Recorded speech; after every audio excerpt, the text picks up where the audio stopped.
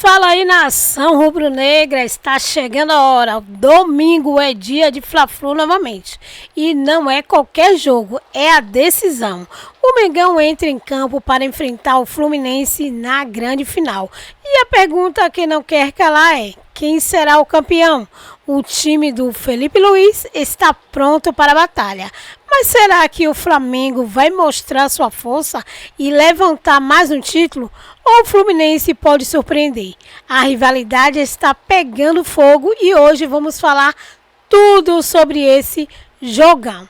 Já deixa seu like, já comenta aí, se inscreve no canal, ativa o sininho para não perder nenhum conteúdo que rola aqui no canal. O Flamengo vai ser campeão ou não vai? Vamos deixando aí os créditos para a ESPN Brasil e a Band Esporte. Vamos nessa! Do Flamengo, do clássico Fla-Flu, a primeira decisão, o Flamengo levou a melhor. E clássico em 2025 com o Flamengo tem sido assim, clássico com treta. Vamos ver. Em clássicos, a temperatura geralmente aumenta, fica um pouco acima do normal. Competição, provocação. O Flamengo tem sido soberano nos confrontos locais no Rio em 2025. São 6 vitórias e 1 empate, mas o clima tem sido daqueles. O último no primeiro Fla-Flu da decisão do Carioca. Mano Menezes alegou ter sido provocado por Luiz Araújo após o segundo gol rubro-negro.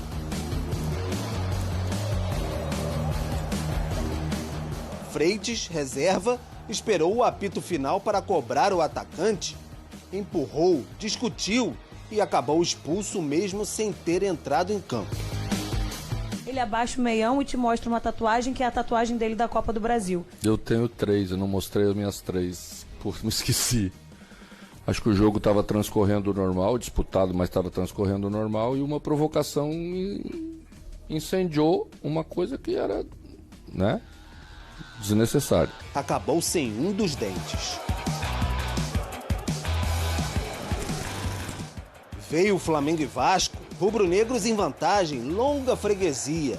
O Wesley deu um passe à la Ronaldinho Gaúcho, tocou para um lado, olhou para o outro. Confusão armada. Paier e Felipe Coutinho com dedos em riste. A turma do Deixa Disso trabalhou. Vantagem rubro-negra de longe, mas paciência muito curta.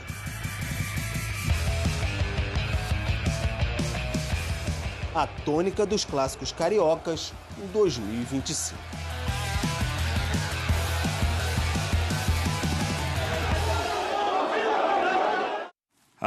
Ai, domingo tem mais! Domingo a finalíssima do Campeonato Carioca, tomara sem tretas, né? Sobre a confusão com o Mano, o técnico também não é santinho, ele também vai pra discussão, né? Ele é até engraçado que o Luiz Araújo fala assim, você não foi pra Europa? Ele responde, Romário! Teve até um bom humor ali na discussão, mas ficaram se encarando, se provocando, né? E o Luiz Araújo parece que ocupou um pouco a vaga que foi do Bruno Henrique, né? Nessas provocações. Até que ponto é do jogo, até que ponto isso é permitido e faz parte do espetáculo, Rafa?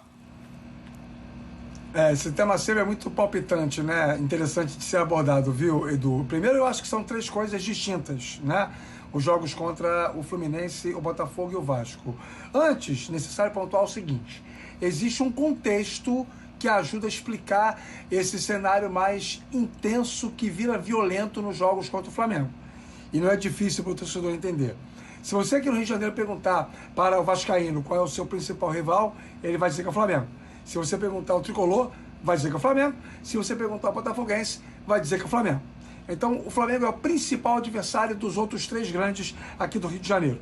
O Flamengo é notadamente o clube que tem mais recursos financeiros. O Botafogo hoje se aproxima muito disso, compete, mas numa linha de corte de 6, 7 anos, a sobra do Flamengo é muito maior em comparação aos outros. Então, isso faz com que os jogadores desses clubes contra o Flamengo tenham um apetite maior, uma vontade maior de vencer.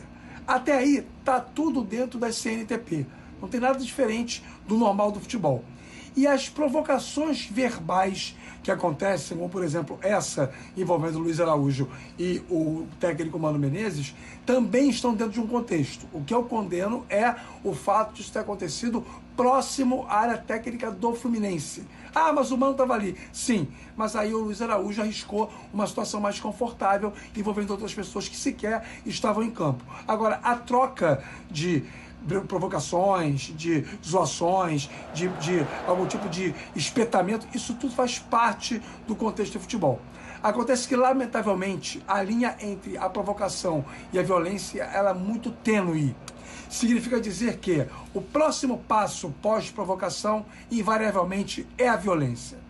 A exceção do jogo Vasco-Flamengo, esses três que foram trazidos aí na reportagem do Pedro Henrique Torre, em que, para mim, é uma bobagem tremenda. O que o Wesley fez em campo foi arte, futebol é arte, e ele jogou bola, ele fez lances de efeito sim. Ah, faria se estivesse perdendo? Talvez não, e qual é o problema nisso? Nada demais. Para mim ali não tem nada de desrespeito, para mim ali é futebol. Ele fez o que é para ser feito dentro do seu talento, da sua autoconfiança. Ô, Rafael, só para a gente lembrar, na história, aquela confusão entre Corinthians e Palmeiras, as embaixadinhas do Edilson, acho que é uma diferença, né? Entre dar um toque de letra durante o jogo e ali a embaixadinha no meio do campo ali, né? Eu acho que é futebol. Eu vou na contramão de muitas tendências aí, Edu. É futebol. Não é futebol você botar a bola em cima na sua camisa. Não é futebol você fazer o que o Soteldo fez no jogo Vasco e Santos, pisar na bola. Isso não é futebol. Tipo pogobol, não é futebol. Né? Futebol são lances do jogo. A embaixadinha é um lance do jogo. O jogador tem o direito de querer fazer ou não. Não tem nenhum problema nisso. O Pedrinho fez isso também no Flamengo e Vasco. Não vejo nada demais nisso. Eu acho uma bobagem. Não tem desrespeito institucional. Para mim, é futebol. E o cara faz isso a hora que ele achar que tem que fazer. É um direito dele. Agora, o ponto principal como a linha é muito tênue entre os lances de provocação e a violência, lamentavelmente, eu passo a defender que esse tipo de coisa, de provocação, não aconteça mais. Porque não existe o limite. As coisas ultrapassam o limite. E ao ultrapassar o limite, fica ruim para todo mundo, Edu. E quando esses torcedores que procuram briga, procuram confusão, veem esse tipo de coisa no gramado, realmente não ajuda em nada, né? Eu sou contra, por exemplo, o cara que marca gol dando tiro para cima, metralhadora. Acho que realmente os jogadores têm que ter uma visão da importância social que eles carregam, inclusive para crianças, né? Que aquilo é uma competição, é uma simulação de uma disputa de guerra ali, que é um jogo, né? Eu acho que tem uma responsabilidade social que carregam também. Eu gostaria muito, eu sei que tem toda uma eletricidade envolvida, claro, mas seria muito importante ter essa consciência de como isso, às vezes, propaga a violência, né? E falar, não, nos anos 90 o Edmundo pedia para ouvir, fazer assim. Eu acho que a gente tem que pensar um pouco na sociedade que a gente vive. Agora, Rafa, e em jogo, o Flamengo é muito favorito. Quanto que você classificaria ali em porcentagem a chance do Flamengo ser campeão nesse domingo? 80-20. O Flamengo é bem favorito, sim, porque tem uma vantagem. 80-20, sim, porque por uma questão de recência. O Flamengo não toma 2 gols, é muito difícil. E não fica um jogo sem fazer um gol, é muito difícil. Então, se fizer um gol e tomar um, é campeão carioca.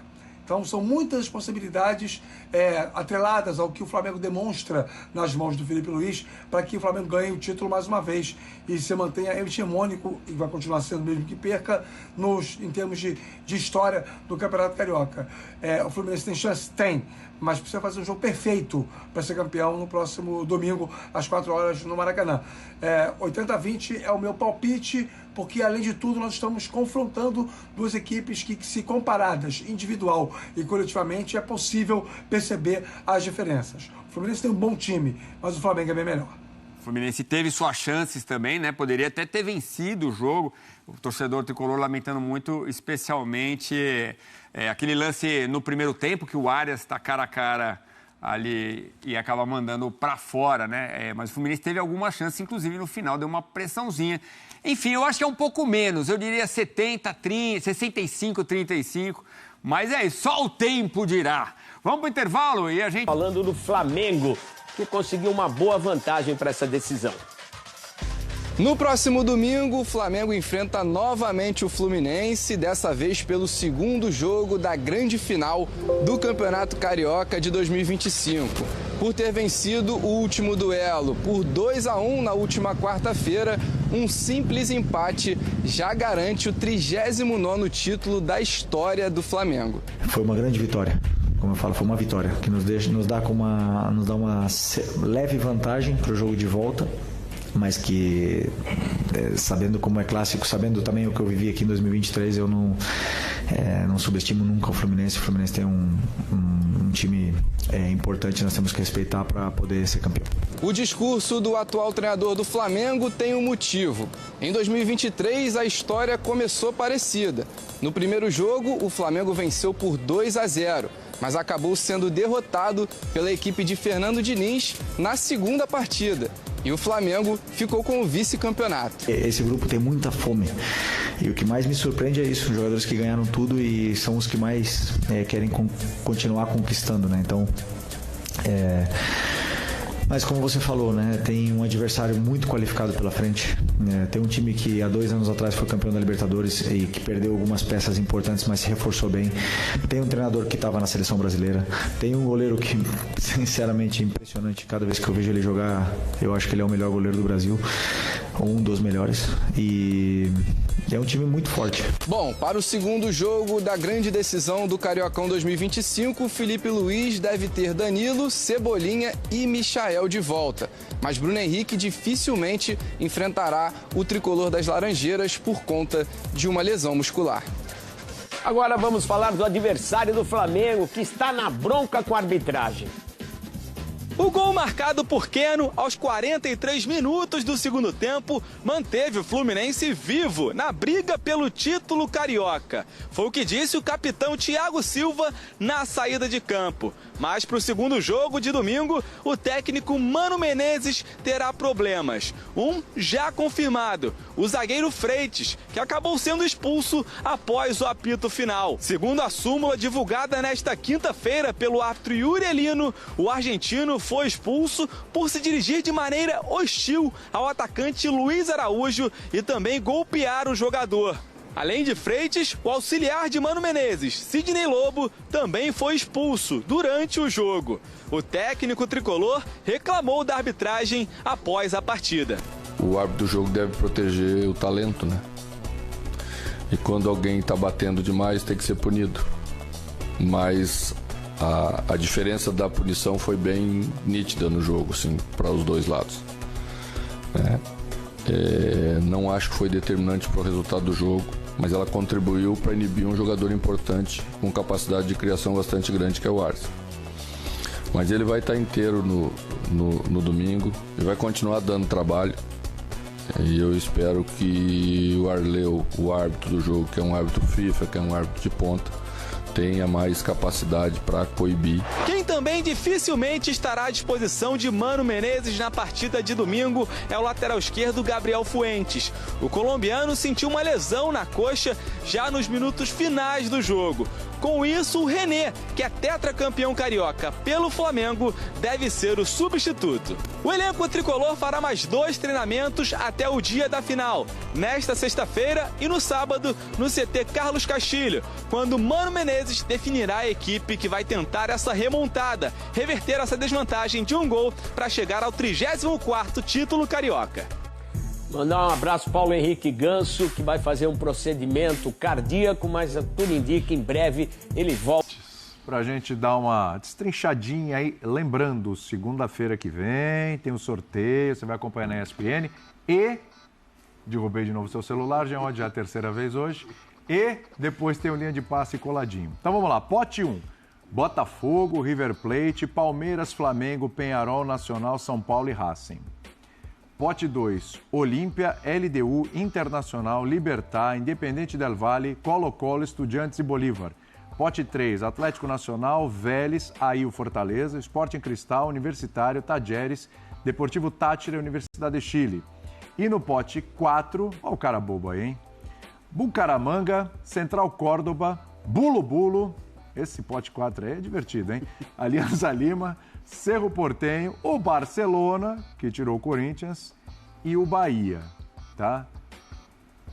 Vamos tentar ver aqui uma possibilidade, claro, deixar na tela, não sei se a gente divide ou deixa o pessoal fazer uma colinha aqui, mas as possibilidades do Bahia. De cara aí nesse pote 4, o Alianza Lima é o time que eliminou o Boca. A gente vai falar a Libertadores inteira, a gente fala, Alianza Lima que eliminou o Boca, mas me parece nesse pote 4 ali que o Bahia tem o melhor time.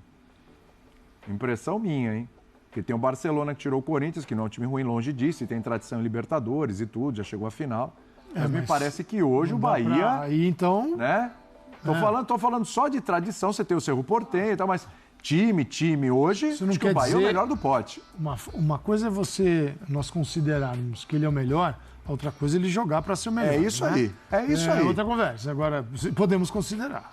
Porque hoje, você olhar o pote 4, eu tô imaginando que é preferível o Bahia, na preferência de quem tá no pote 1, pote 2, pote 3, quem vai estar no grupo, você olha para outro grupo e fala, qual o mais complicado do pote 4 pode vir pro meu grupo? Eu acho que é o Bahia, né, gente? Não, sem dúvida é o Bahia. Eu acho que a questão, talvez o exercício mais legal, porque é óbvio que o sorteio pro Bahia é mais valioso do que para qualquer outro brasileiro. Pelo fato dele poder cair com os cabeças de chave brasileiros, quer dizer, e pelo fato dele estar no pote mais fraco, ou seja, o Botafogo, Palmeiras, Flamengo, São Paulo, eles não se preocupam, exceção feita ao Bahia, eles não se preocupam muito com quem vem do pote 4. Essa é a verdade. Agora, esse é um ponto legal que você falou. Exceção ao Bahia, né? Exceção. O Bahia, não, o Bahia... Isso, eu acho que assim, quanto a isso não tem dúvida. Que só detalhando do regulamento, os times do Brasil, os times do mesmo país não podem pegar equipes do mesmo país, com exceção a essas 4 equipes que vieram dessa fase classificou. Então, um time brasileiro só pode enfrentar na primeira fase o Bahia. Exatamente. Os brasileiros só podem pegar o Bahia. Não pode ter, sei lá, Botafogo Internacional, Palmeiras e Fortaleza. Isso não vai rolar. Não tem. Mas o Bahia pode. E por isso que eu digo que para o Bahia, o sorteio é uma decisão já logo de cara. Ainda que eu olhe para os potes 2 e 3, não vou falar do pote 1, mas eu olhe para os potes 2 e 3 e diga, cara... Não tem nenhum bicho-papão aí pro Bahia. É difícil a gente ter um grupo em que você diga, ficou difícil pro Bahia. Eu acho que você não vai dizer isso. Quer dizer, o Bahia ele vai entrar como candidato a se classificar sem dúvida alguma, qualquer que seja o sorteio. Pode ter muito mais dificuldade ou muito menos dificuldade de acordo com o sorteio. Mas eu acho que olhar para os potes 2 e 3 talvez sirva de alento para o Bahia para dizer, cara, não vai ser uma fase de grupos impossível ou de um nível de dificuldade absurdo. Porque eu, sinceramente, não vejo nos potes 2 e 3 adversários claramente ou indiscutivelmente melhores do que o Bahia. Quem poderia complicar, complicar seriam os brasileiros e não vai poder ter esse cruzamento. O Bahia só pode, como disse o Bino, cruzar com o brasileiro se for um brasileiro do pote 1, isso, certo? Exatamente. Pote 2 também, né? No pote 3... O Inter. O 3 também. No pote 2 também pode Inter pegar... Fortaleza no 3, perfeito. Mas não pode ter... A questão é que como não pode ter... Os times brasileiros do pote 1 não pegam o Inter e o Fortaleza na primeira fase. Mas é isso que eu tô falando. Não podem pegar o Bahia. Então, assim, se for Inter ou Fortaleza no grupo do Bahia, não vai ter Botafogo, ou Palmeiras, ou Flamengo, ou São Paulo. Sim. Tá? Então é isso aí que eu quero Então é isso. Tá bom, beleza. Se você pegar o Internacional e o Peñarol, tá ótimo, cara. Assim, tá ótimo, porque não é que o Peñarol... Detalhe, viu, gente? Fala, Elton. Tem um detalhe, a eliminação do Corinthians, entre aspas, ajuda o Bahia. Porque o Corinthians classificando, se o Corinthians tivesse se classificado, o Corinthians também não poderia estar num mesmo grupo do pote 1. Ou seja, seria um concorrente para o Bahia, né? E seria um grupo a menos, digamos assim, para o Bahia não cair. Claro que é sorteio, né? Pode cair em qualquer grupo. Mas as chances aumentam de não cair num grupo de um brasileiro cabeça de chave. Assim, agora, só olhar para o pote, como ele pode pegar qualquer um do pote 1, evidentemente Peñarol e Nacional, acho que seriam as melhores alternativas. Qual é o probleminha ali do pote 2? É uma altitude que o Bahia já enfrentou com o Strongest, que é o Bolívar ali, né? Ali nós temos uma... Fora do pote 1... LDU também. Onde é que estão os... E a LDU também, que está ali. Fora do pote 1, onde é que estão os candidatos a título da Libertadores? Que é Fora do pote 1? Pensar no Inter, o Inter pode... Podemos pensar no Internacional. Podemos pensar no Internacional. Olímpia, LDU, Libertad, Del Valle, Colo-Colo, Estudiantes de Bolívar. Sim. Difícil. Gente, só um segundinho, preciso liberar o Elton porque vão apagar a luz lá. Aí já estão expulsando o homem de lá, né? O Elton manda lá. O Elton ele define quando abriu apaga. o estádio e ele fecha o estádio. As luzes são acesas. Elton, qual a programação agora pós-jogo? Na verdade, Bi, né? O Elton manda, eu pedi para segurar uns 10 minutos. Seguraram, chegou o prazo. Que moral, hein? Vamos mandar a conta para tua casa e não vai ser barata não, Elton. Se preparem. Não, deixa eu contar para vocês o que está acontecendo. Questões de bastidores aqui para vocês. As luzes foram apagadas e está sendo tudo retirado agora, né, da Conmebol, porque daqui a menos de 48 horas, talvez, menos de 48 horas, terá um show de Gilberto Gil aqui na Arena Fonte Nova. A turnê de despedida do Gilberto Gil, nosso rei Gilberto Gil. Então já está em clima... Acabou o jogo, a gente já tem clima de show aqui, não tem mais trave, as traves já foram todas embora, o palco já está ali pronto. Então é por isso também. Virou modo show agora ali na Fonte Nova. Acabou um show aqui no gramado, vai ter um outro no domingo, final de Campeonato Baiano, mas vai ter um show aqui no sábado também. Mas o Gilberto Gil não chega nem aos seus pés, né, Elton? Assim, em termos de show, aí você que caprichou aí depois do jogo do Bahia, hein? Parabéns, viu? Não, aí você... Bom retorno. Não precisa puxar o saco assim também. Você merece. Aprenda a receber elogios. Apesar de toda a minha admiração por você, aí eu vou discordar do William, tá? Eu continuo com o Elton. Gilberto Gil, Elton Serra. Pelo menos até acabar o dia, depois muda de ideia. Nada acredita. Não dá. Exatamente. Gilberto Gil, desculpa, espero que você não esteja assistindo o Linha de Passe. Quebrou a televisão, jogou um sapato na televisão. Elton, um beijo pra você. E aí, nação, o Fla-Flu decisivo, que leva ao título na opinião de vocês. No domingo tem clássico quente. Flamengo e Fluminense se enfrentam numa grande decisão. E a pergunta que não quer calar é: quem vai sair campeão? O Mengão de Felipe Luiz? Ou será que o Fluminense está pronto para dominar e estragar a festa do Mengão, da nação rubro-negra? A rivalidade está pegando fogo. E hoje, claro, a gente acabou analisando aí alguns pontos importantes que podem fazer muita diferença nesse final do Fla-Flu. Flamengo vai levantar a taça? A pergunta aqui não quer calar. Comenta aí, deixa o seu placar também.